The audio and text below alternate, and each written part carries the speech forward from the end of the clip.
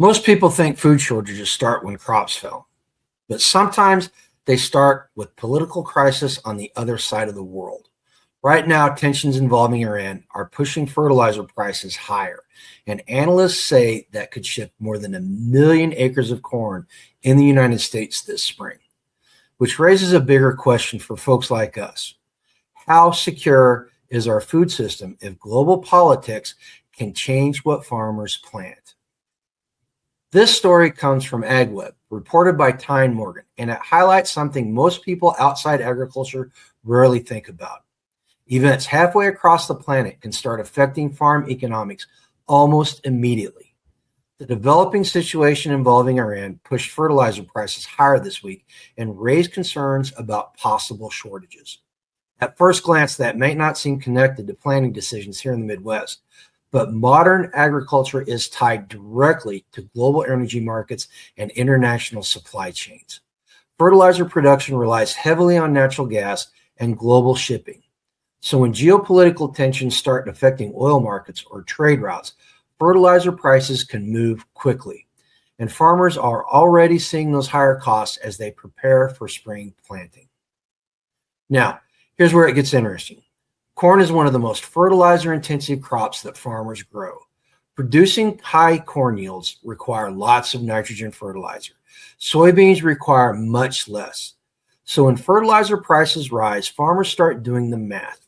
According to analysts quoted in the report, between 1 and 1.5 million acres that might normally go to corn would shift to soybeans this year. That may not sound dramatic, but acreage shifts like that can absolutely move commodity markets. Dan Bassey, president of the agricultural consulting firm AgResource, says concern isn't limited to the United States.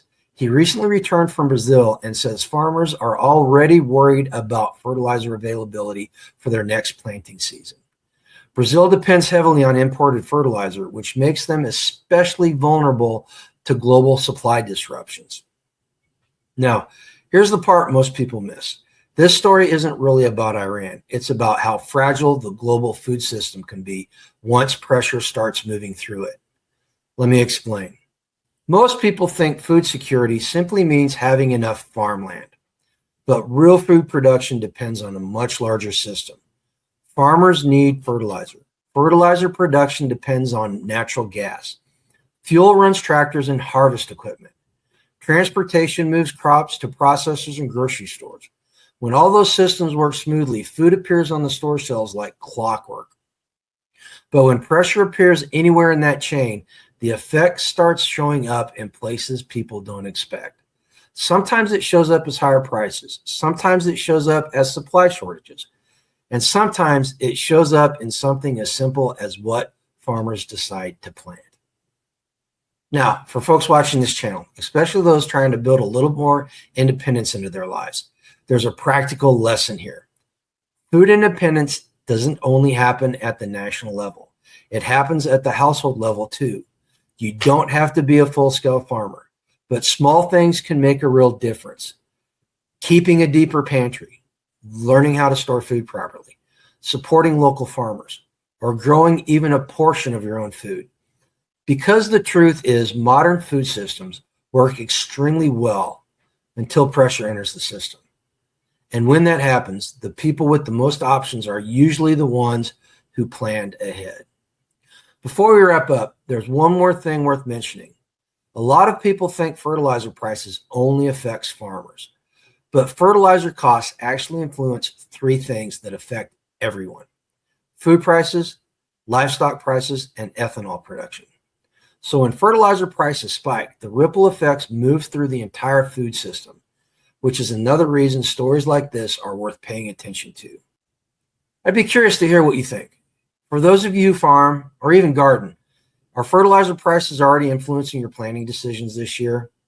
And for everyone else, do you think events overseas should be able to affect our food system this much? Let me know down in the comments. And credit again to Tyne Morgan and AgWeb for reporting this story. And if you enjoy conversations like this, looking at agriculture, food systems, and the practical side of self-reliance, that's what we talk about here at Grumpy Acres. Real issues, real food, and the kind of independence that starts right here at home. Thanks for watching, and go live a life done free.